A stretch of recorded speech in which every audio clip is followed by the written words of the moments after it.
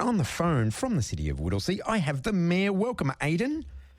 G'day, Brett, and happy Thursday afternoon to you, mate. Yes, the Thursday before Christmas. It's all happening. Mate, it's come upon us quickly, and as they say, the older you get, the faster time flies. So I'm prepared this year, a little bit. Well, it's been funny. The year's gone quick. This last 2 weeks before Christmas seems to have dragged off, getting all the days mixed up, but we're finally nearly there. 100%. Look, I haven't done the shopping yet, but the advantage to that is I think you get all the specials after Christmas. So it all works out. Yeah, you keep telling yourself that. I think I say it to myself every year, actually. You so fit the male stereotype there. Yes. So I'm looking for what's going on at the down there at the council at the moment. Mate, never a dull moment. If it's happening in Victoria, it's happening in the city of Whittlesea. Yeah. We had our first December council meeting, so we had our debut democracy meeting in the first almost 5 years last Tuesday. Wow. And that was fantastic. Like, really, there was a little bit of robust debate. That's part of, representing the community. But it was really good to see that all the training and inductions that we'd done with the organisation had sort of culminated to this, this beautiful fruition of us being able to, machinate all the issues of the city and make the best decisions in the interest of our community. Mm-hmm. And obviously, there's a bit of qualm in there. And but you know what? We got through it and we did okay. And I reckon they're almost ready for a break. After the one meeting, yeah. So quite a few outcomes. Absolutely, yes. We had some planning scheme amendments that came through. And one particular one I want to highlight, Brett, is a Victorian home that was built in 1891 on Plenty Road, just near the proposed sporting complex there. Mm-hmm. And we were able to protect and preserve that, and obviously it'll be upskilled and repurposed. But it's so great that was able to be preserved. That was a key one of there. We also had a discussion on an application to rezone the industrial land in Bundoora, yep. And that was to allow a residential neighbourhood to be built, and that will support the need for more housing locally. We also endorsed the submission to the Department of Transport and Planning and the EPA, and that was to urge the Victorian Government to reject the proposal for the waste processing facility in Wollert. Brett, that's been a pretty contentious issue in the last 6 months, especially obviously in the council elections, and the community have spoken resoundingly to say that, you know what, we don't need an incinerator in our local area. We've got this unprecedented growth of residential.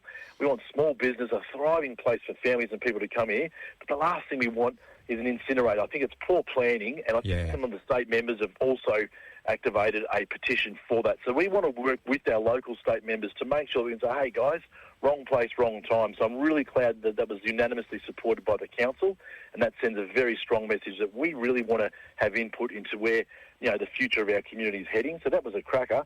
We also heard about the range of state government initiatives designed to increase the housing supply. Now, I might have mentioned earlier, Brett, that we've got about 88,000 homes earmarked for the Northern Corridor. Obviously, mostly of that will be in the city of Whittlesea, and that is over the next 16 years. So this is unprecedented growth, and we have 350 new residents coming every week, including an extra 60 babies. So we're talking about 410 people coming per week to the city of Whittlesea. So that's going to come with a lot of challenges, but I reckon we're really placed to be able to navigate a way forward to make sure that we have a balanced outcome, because the last thing we want is sardine cans and these houses slapped in with no garden, kids in front of the telly, and of course you're getting stung with parking fines because there's not enough room. So we want to make sure that any mistakes that were done in the past, that we can learn from those and make sure that we have a very balanced area going ahead. We don't want urban sprawl without the infrastructure that we need. So I'm pretty sure we've got everybody on board to make sure that we get that right,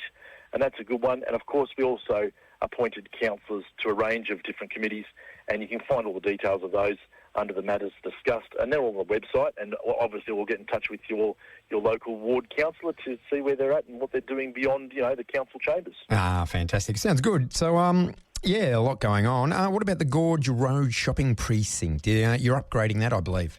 Oh, you know it. So we're upgrading the streetscape in that area. We're parking and around the Gorge Road shopping precinct, and that's in South Morang, of course.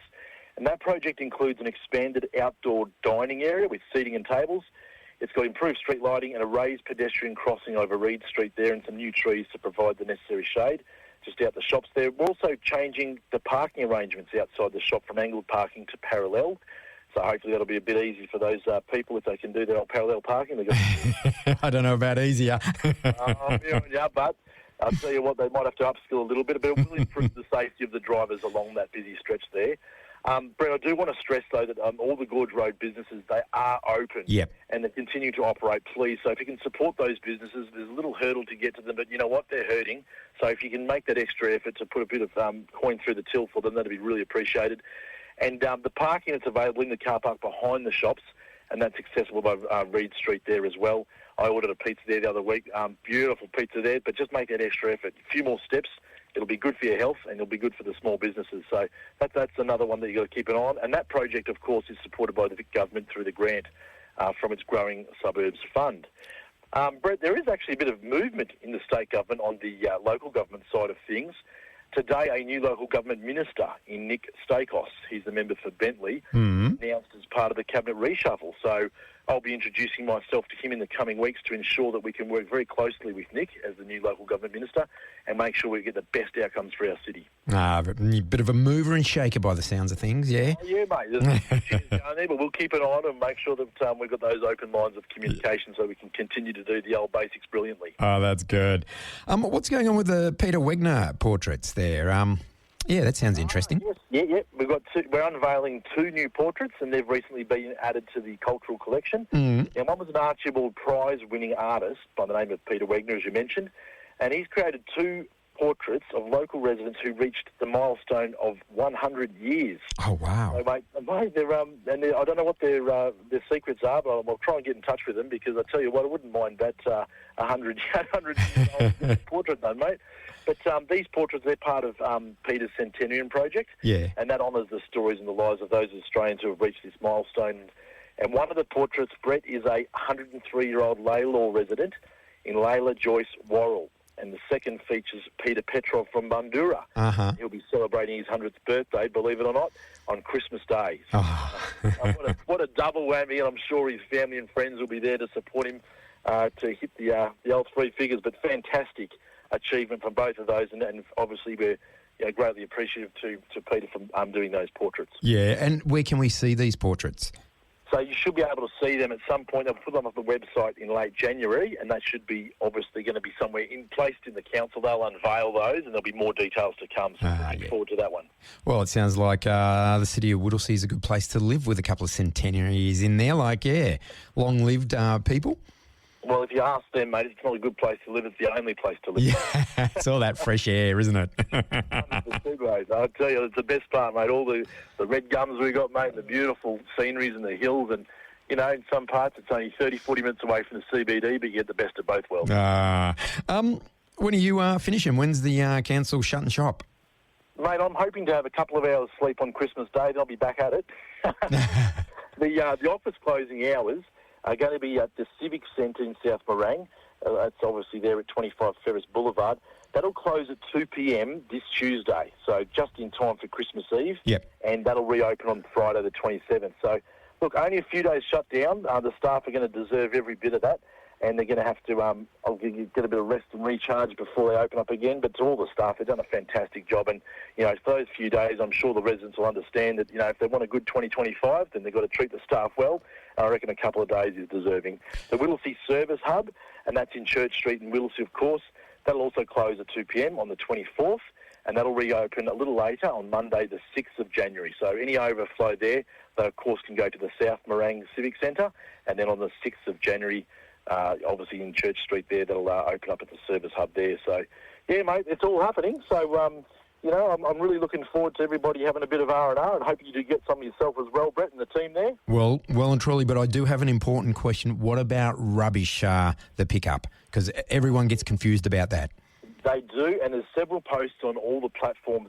Good. There, obviously, because there's more rubbish, and we can obviously meet that supply and demand. Yep. If there's any questions, go to the website, and it's a little hurdle, but once you get all the information's at your fingertips to make sure that it's not overflowing and the crows aren't having a Christmas queue.